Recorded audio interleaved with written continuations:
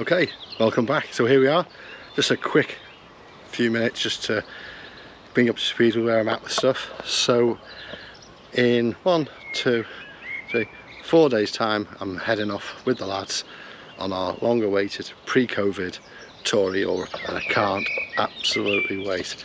We're heading off on Wednesday morning at 6 o'clock and we're heading down, so I just want to give you a bit of an update on what the plans are, what the thinking is, and I'm hoping to get some really good footage of some great rides, some great mountain passes, good twisty roads, good scenery, good culture, good cities, all the usual blah blah blah, and also a lot of fun. Anyway, we're starting up here in the northwest of England. We are heading down first day over to Yorkshire, down through Derbyshire, through Cambridgeshire, Lincolnshire, across on the train to Calais from Folkestone, and then our first night's going to be in Ypres in Belgium. From there we're heading down to the B500 to Pension Williams, for those people who know that famous YouTube biker hotel. We're staying there, we're having a bit of fun around the Black Forest, and this is where it all starts to get a bit ropey now. So the weather looks absolutely shocking, a lot better than it does here today in England, but the weather looks really bad. So whilst we had a lot of passes planned, loads of routes, all that type of stuff, we've decided we're just going to use serendipity. We've got the first 2 nights hotel booked, and then the 4th and 5th night in Zell am See in Austria, where we're close to Grossglockner Pass, the Gerlosch Pass and Grossglockner.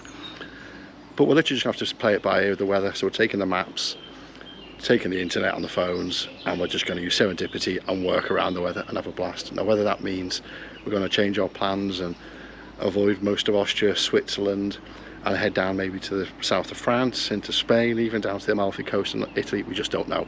So that's part of the adventure, I suppose, but can't wait. This has been planned since pre-COVID. There's 4 of us, we're all going on KTMs, so if you see 4 KTMs in Europe over the next couple of weeks, give us a shout. There'll be 3 GTs and a Super Adventure S.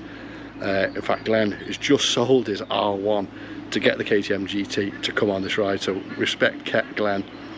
So let me just show you what I've got with the bike going on. Let me just turn the camera around. So here we are, so all prepped. I've just done a service. I've got the oil change, new filters, new pads, general overhaul. I've got a new chain and sprockets, so you'll see the other video where I've gone down a tooth on the front, and I've got a new 5 horsepower extra gold chain. I've got the proverbial KTM panniers with scratches covered up with stickers, because when we went to the Wild Atlantic Way last May, I dropped the bike not once but twice. And what to do, I dropped it on 2 different sides on both occasions, so they're both scuffed. But you know what, it shows that we've been away. So we've got luggage there, which is brilliant stuff. You have it in a bag, so you just take the inner bag out at night, take it into the hotel room, leave them on the bike. US 10, so I've got in there, got me winter gloves, tools, first aid kit, brake lube, chain lube, all that usual stuff that you just need. Oh, and a puncture repair kit. Got my tank bag. This is primarily a bit of convenience, just to take it off the bag when we maybe can stop for a coffee, when the bike's out of sight, so give me your passport, my wallet, my phone, my camera, all that type of stuff. On the front here I've got my mount for the Garmin, the Zumo XT. I've got the remote for the camera that's going to go on my chin, which is the GoPro, and I've got the remote here, which is for the Insta360 that I've just bought.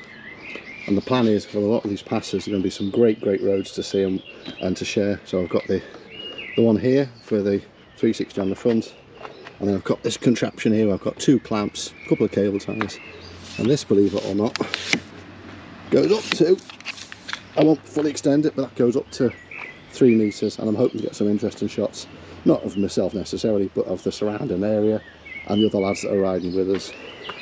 So yeah, can't wait. So as I said, the bike's pristine, everything's washed, everything's cleaned.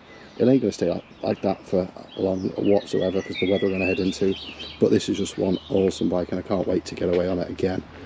Well, I've just come out of a 2-year warranty, 14,000 miles on it. As you know, I've now got the KTM 890 Duke R, so that's my fun bike, but this is just the perfect bike for these trips and these tours. So anyway, just wanted to let you know what we're doing, where we're at. It'll be a few weeks before I get the content out, because obviously I'll have to do the trip. We're doing sort of 12-13 days, and then I'll take me time just to get the material and get the video pulled all together. So watch out, please enjoy it. Hopefully if you are planning a trip to Europe on the bikes, it might give you a bit of an insight to some of the routes that we've done, some of the places that we've been.